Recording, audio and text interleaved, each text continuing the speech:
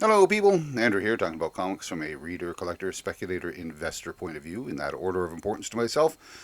And today I'm continuing on with the Master of Kung Fu, looking at issues 52 through 89, which went from May 1977 to June of 1980. And it's primarily written by Doug Moench, with art primarily by Jim Craig in the initial stages, and then Mike Zeck later on. There are a couple of fill-in issues with some fill-in artists, but primarily you're looking at a Doug Moench storyline with Jim Craig and Mike Zeck. About the artwork itself, I read somewhere that they referred to Jim Craig is imitating Paul Gulacy, imitating Jim Steranko. And I can see that train of thought. I think it goes down there, and you end up with a more diluted type of illustration. It's fine, but it doesn't reach the same sort of heights as Gulacy or Steranko does. And the Mike Zeck stuff, I really liked his Mike Zeck's material. It starts off a little slow. I mean, he has larger illustrations than Gulacy or Steranko. Has a little bit more bulk, a little bit more rounded. But good idea of action, what have you. And the thing is, his artwork develops throughout this series. And initially, it looks just fine. It's good, but it really elevates the book as it gets later on. It's excellent material by Mike Zeck, so no complaints at all about the artwork. So what about the story itself? Well, we know it's about Shang Chi. This is, he's he's been associated with MI6, a British intelligence outfit, and he's had adventures with a number of different characters, all of who are featured within this block of stories. Blackjack Tar, Clive Reston, Liko Wu, and their contact at MI6, Sir Dennis Nayland Smith. It starts off a little bit slower uh, than where it left off, type of thing, because they were trying to find a footing, and there are a number of sort of fill-ins and one off issues at the beginning before he gets into some of his major storylines. Now the idea is that it is a combination of the espionage, action, adventure, the kung fu action, but some of those smaller stories and some within itself. There's meditations on life and love and death, honesty, betrayal. And I really like all of those smaller little bits within it, and even the single issues that sort of approach those things, because it's like a breath of fresh air. Alan Moore. When he was writing Promethea, people were saying, well, this is basically a book about philosophy and sort of the history of mysticism. Does it have a place on the shelves here in this superhero world? And he says, well, and I'm not quoting him directly, by the way. He says there's all these hundreds of titles featuring superheroes. There's got to be at least room on those racks for at least one book that's slightly different about, say, philosophy and the history of mysticism. And I find that the same thing with Master of Kung Fu, with all of the superheroes and the spandex and the big flashy villains and weapons and what have you. This is more of an espionage, quieter story in that respect. Yeah, there's a place for it, and I really like that place, and I think this is a really good story, or a really good run, but we'll get into it. So we start off with, you sort of taking a little bit of a breather, because it was a heavy story, for the final confrontation with Fu Manchu in the last run, and this is issue number 52 where he comes on, and it's kind of a goofy little story, with characters that are based on Groucho Marx and W.C. Fields. And it's sort of there's a lot of puns and play on words, and it's a fun little romp with those guys. But actually, Shang-Chi maintains who he is and still approaches things with a sort of that philosophical approach, and it works in a weird sort of way. The comedy and the actual story, and it's a decent story, and though it has no long-term effects on anything happening in the future, it's an interesting way to start off this block, and it was kind of fun. As I said, there are some fill-in issues. This was a reprint issue from issue number Master of Kung Fu number 20, because they're trying to, I guess, get a solid art team and get some of the story arcs in place. And you get to issue number 54 where it sort of really begins the next block of the story. Sorry about that. This is actually a Jim Starlin cover. And it introduces a character by the name of Warrior, which is sort of like warrior, because he's a man who follows or has read up or studied the warriors of the days of yore. So that's why it's the warrior. And he mimics their style, much like Taskmaster, in a sense like Taskmaster. I mean, he's modeled himself after all of these warriors, Attila the Hun, the Red Baron, a number of other ones. And, there's problems in MI6 that they're trying to eliminate those that have left MI6 because they may be carrying some information that they don't want exposed to the public, and it's said to be a renegade faction of MI6 that is doing this. So they've hired Warrior to hunt down the team here: Shang Chi, Blackjack, Tar, etc., etc. So we get first introduction to this character, Warrior. Interesting about this is that he's got a series of split personalities. He has these different warrior personalities. And again, this is written by Doug Moench, who goes on to write, or has still writing the backup issues of Moon Knight, but he goes on to write Moon Knight in 1980, which features a character with with split personalities, 4 different personalities. It seems that he might like that idea and to explore it. I think it was explored in greater depth in Moon Knight as issues went on, but he sort of introduced that whole concept of the 4 different voices inside a head. And again, what's interesting about this character is that he's the same way, but he does struggle with his mental issues, and there's like a couple of points where he stops and says, why am I doing this? Who am I? What's happened to me? Before falling back into this pattern of being this warrior of days of yore, this warrior. So this is his first appearance.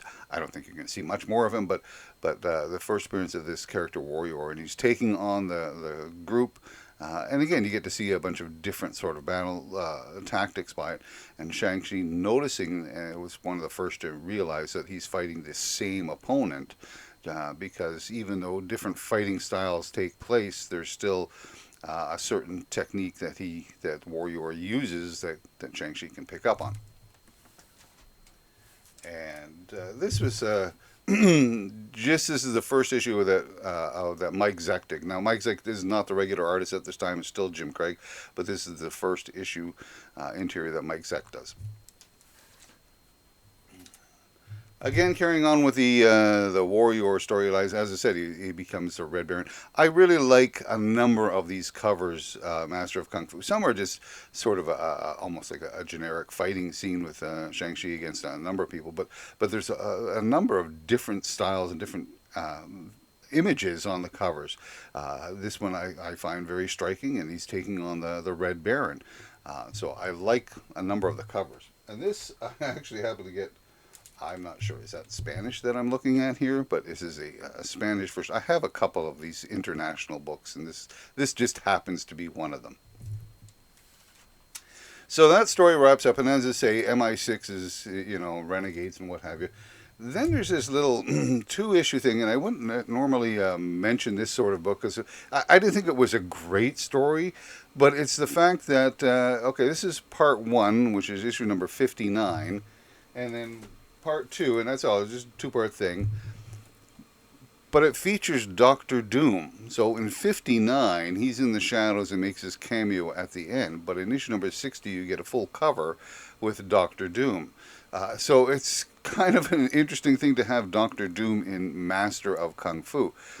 Reasoning makes a certain amount of sense. Doctor Doom isn't necessarily after Shang-Chi or anything like that, but he wanted to challenge his mental... Doctor Doom wanted to challenge Fu Manchu to a game of intellect. And the thing is that, Fu Manchu is now presumed dead. So Doctor Doom says, well, I'll go after his son, because his son is the one that killed him as well. So he wants to have this sort of mental game, mental challenge. That's all it is to Doctor Doom, is a game. Of course, he plays for high stakes of death and what have you, but interesting to have Doctor Doom in these 2 issues. And I'm pointing it out because those people who do collect Doctor Doom and are interested in Doctor Doom may not remember these or know about these 2 particular issues, because it's tucked away way in a Master of Kung Fu where you wouldn't necessarily expect to see it. I didn't think it was a very good story. I liked the premise behind it, and some of the meditations by Shang Chi, because he's somewhat in a drug state in the beginning. Some of the images, some of the ideas that he comes up with are kind of interesting, but overall, not the greatest of stories. In 61, so that was 59 and 60. In 61, we're introduced to a character called Skull Crusher. I don't think you're going to see much more of Skull Crusher. He's a good martial arts villain. He uses two weapons, while they're the same weapon, just two variations. It's like the ball and chain type of deal, where he's got a smaller ball and chain, not like the Absorbing Man has this this big wrecking ball type of thing, as does the other guy in the Wrecking Crew. But this is a much smaller ball, like almost like a cannonball, if that he wheels around. And while it can't, break concrete or take down steel girders or anything like that, it certainly can crush your skull, which is why Skull Crusher. So again, one of the things I do like about the villains here is that they are villainous. They all have reasons. Most of the time, they're hired. They're hired hands by either somebody from MI6 or somebody that's associated with Fu Manchu from the past.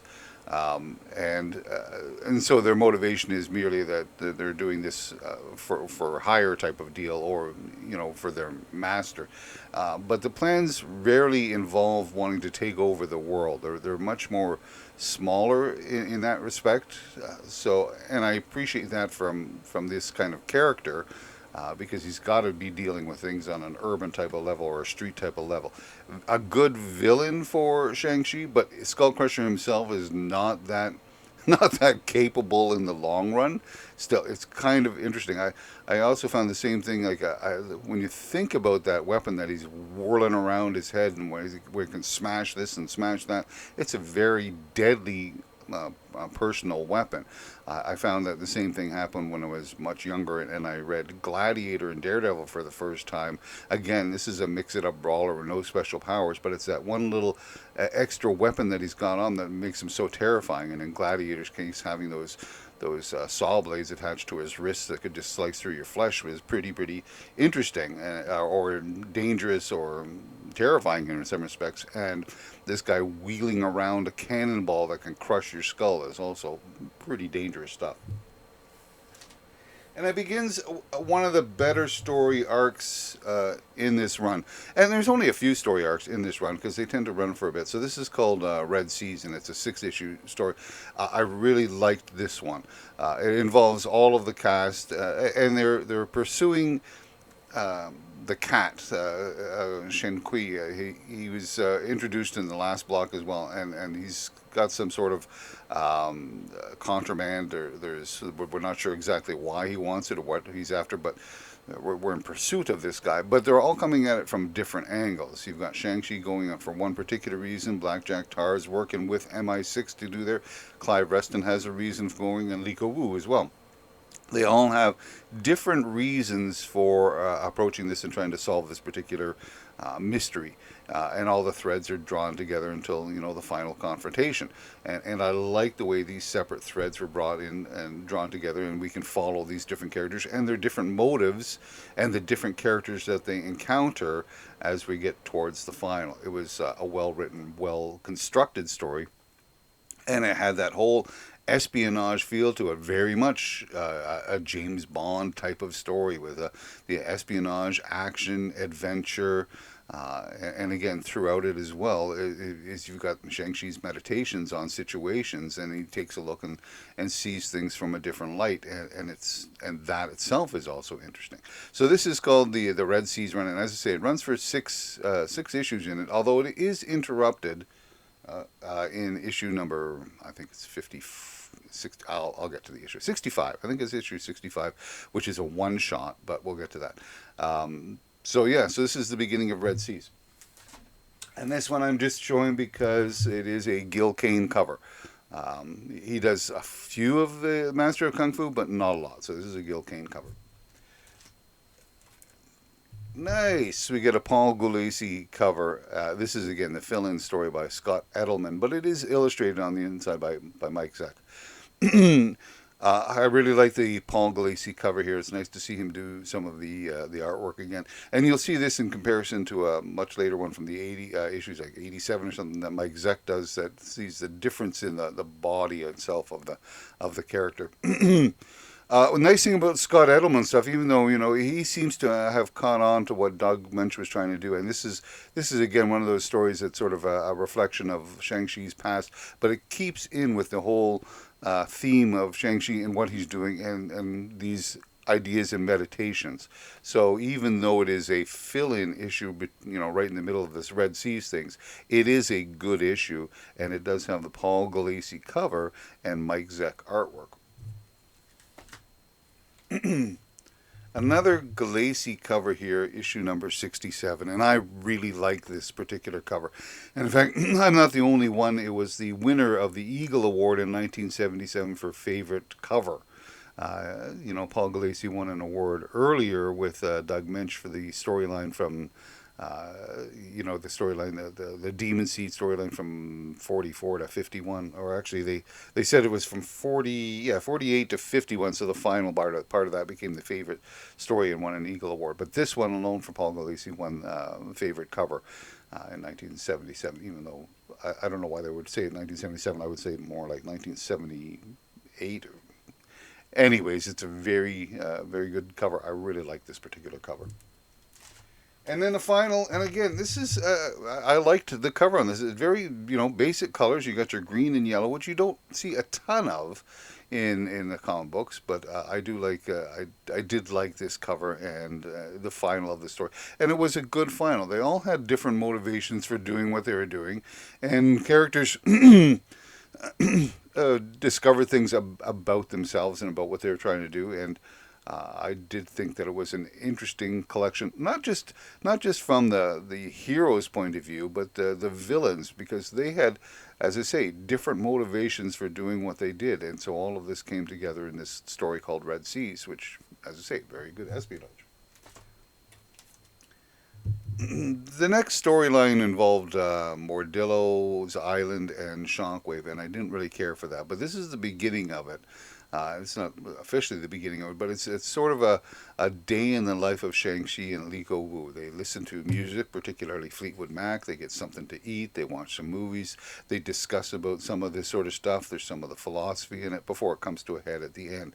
And I really like that sort of slow-paced story to catch us up on some of the characters. And it's sort of a look at if Shang-Chi was not involved with all of this MI6 stuff, because this is partly what happens to him as he goes along, is he keeps wondering, I keep striving for, a land of peace and harmony. That's what I'm looking for. And yet I always find myself in these games of deceit and death. And then he realizes that even though, that's what's happening, it's not as if he's forced into this. These are decisions he's making to continue on with working with MI6. Now, they give him good reasons. Oh, this is happening here, and if you don't do this, somebody you like is going to, perish, or this is happening over here. Look what's happened to these people. If you don't stop it, who will? Type of deal. So he's making those conscious decisions, but still, he says, I'm being dragged into this world, feeling like I'm being dragged into this world, but ultimately I'm the one that is making those decisions. So what direction am I really following? So he does have some of those meditations, and again, that kind of reflects sometimes about what's going on in your own life. You can take a look and say, okay, well, this is the direction I want to go, but I keep going in this particular direction. Why is it? Is this really what I want to go to? What's going on here? So there is a story that goes to Mordillo Island. I really like this cover of Shockwave. I like Shockwave as a villain. I thought he was an interesting villain. I just find that this is a 4-issue series where it's got Shockwave and he's on Mordillo Island. And I found that the whole thing was rushed. MI6, the rogue faction, has hired Shockwave to eliminate Shang-Chi, Clive Reston, etc., and have given him access to Mordillo Island. It doesn't make a ton of sense in that respect. Why would they hire him in the first place? Well, because they want to disown if things go wrong, or even if they go right, we can kill him. All right, so maybe I can get behind that. Although you already know that he's somewhat of a lunatic. And why would he go to Mordillo Island? Oh, because he's going to capture one and draw them to the island. But he's an assassin, and the one that he captured, the whole idea, he could have assassinated him. I think it was Blackjack Tar, right then and there. Boom, there's one down. They're all in London. So why not just take them out in London? Why do the whole flying the helicopter to Mordillo Island, dealing with all of Mordillo's old toys that are still active that Shockwave doesn't have the time for? He couldn't care less about them. Think they're stupid. So it sort of forced in that respect that maybe Doug Moench just wanted to have a reason to go back to Mordillo Island because he liked it. Mordillo Island is a little like like the Alice in Wonderland fantasy land with a very dark, deadly sort of interpretation. All those mechanical toys are out to hunt and kill you type of deal. The villain arcade from X-Men would probably like something like that. But it's just very bland, believe it or not. There's not as much interesting thing. They all just do pretty much the same thing. Whatever they are, they just shoot at you. It's not as inventive and creative as it once was, or it could be. So I thought the story was a little bit rushed. I didn't think Shockwave was used, appropriately. I don't think he really fit in with this island. So maybe it was just, as I say, Doug Moench wanted to visit the island. This is how he did it. So it's a 4-issue block, and I think it's the weakest block in the series. By issue number 77, we're introduced to a character called Zarin. He's a weapons master, and this is his first appearance. Interesting thing about Zarin, and again, you don't see a ton of this in the other books, is that he fails on a number of occasions and realizes that he's failing and that he's not up to snuff. He doesn't have the combat skill. He thought he was a great weapons master, and he is, but he's just not great enough, and so he needs more training. And he admits to this and actually goes through training to become a better weapons master. And again, usually working for somebody else, but I like the fact that he realizes that this competition is too stiff for me. I have to get better. And this is the beginning of the final run, Warriors of the Golden Dawn. Now, it's not the official beginning of it. There's things that lead up to this, the Warriors of the Golden Dawn, which is the final arc. But this is definitely part of that, and it's part of putting things, setting things up. And it's a good little 3-issue little block here. Again, very, very much the espionage, action, adventure type of thing, and you're never exactly sure where you are until things are revealed. Again, this is one of those those covers that I really particularly like by Mike Zeck, with the leopard cult dropping down. And this was the other one I was talking about in comparison between the way that Paul Gulacy has a thinner version of Shang Chi and Mike Zeck has a much beefier, built-up type of image. So you get to 83, and what do you know? Fu Manchu is still alive. So this is the return of Fu Manchu. Fu Manchu is a very good villain. He is the I want to take over the world type of thing, and he always has plots. And this is part of the plot that he wants to take over the world. And this is the beginning of the Warriors of the Golden Dawn storyline involving Fu Manchu and the rest of the cast as well. And again, much like the whole spy, James Bond type of thing, you have exotic locales, and you're into South America. We're over in Morocco. We travel to New York, so there's that traveling around. And again, we follow the characters as they're in different locations at different times. Shang-Chi is with Blackjack Tar in South America, and I'm showing this one only because it's got crocodiles on it, and some people collect crocodile covers, and that would be me. So there's some crocodiles on these covers. But as I say, they're teamed up in South America, and finding out more information there. Whereas you've got Clive and Liga Wu over in Morocco. So it was a very good story. Not as good as the Demon Seed one from the previous, but it was a good good block here. And this is the final 89, where it's another showdown between Fu Manchu and Shang Chi. Is Fu Manchu dead? Well, you don't see a body, and if you don't see a body, but it ends that particular story and ends that particular threat, and all parties are involved with that sort of thing, and including some of the villains of the past. They sort of switch allegiance or alliance, and they go where the winning side of or perhaps it's Fu Manchu's ideas are just that's just not quite what we're looking for. And then we'll stop there because after this particular issue, Shang-Chi moves in a slightly different direction. So we'll stop there and see what his new direction is. So overall, is it worth the read? Absolutely. Yes, I really like this read. I think there was a lot going on here. As I say, the art from Mike Zeck, it does really improve as time goes on. So it elevates the book. And this is primarily written by Doug Moench, and he's given a pretty free rein to tell his story, again, of espionage, action, adventure, meditations on life and love and death and honesty, and all of those things are all combined. It is a fine piece of work. It's one of the better story arcs, better story arcs or blocks of stories from the 1970s, and I also think it's one of the better blocks of stories from Marvel's whole catalog of material. I think it's underappreciated, or at least people just don't know about it. They think maybe it's just a kung fu book, and I'm not interested in kung fu action type of book, but it's much more than that. And you have even some of the letter writers. You've got Kurt Busiek has a letter in there. Juim DeMatteis, he's got a letter in there, and there's an awful lot of letters by Kat Ironwood, who wrote a number of stuff for, I think it's either Eternity or Eclipse, or had her own stuff, and there's some serious debates about what's going on in the letters pages, and they themselves are kind of interesting about the quality of work and what Doug Moench is trying to say, and literary allusions, and the craft itself of telling the story, how he layers things that you may not be aware of at the time, except on a second or third reading. So there's much more involved going on there. Yeah, it's definitely one of the better reads, and I do recommend that read. As far as collections are concerned, for looking outside of the cast of the Master of Kung Fu, there's the Doctor Doom shows up for a couple of issues. You got a Jim Starlin cover, a Gil Kane cover, Paul Galassi covers, Mike Zeck artwork, Crocodile cover.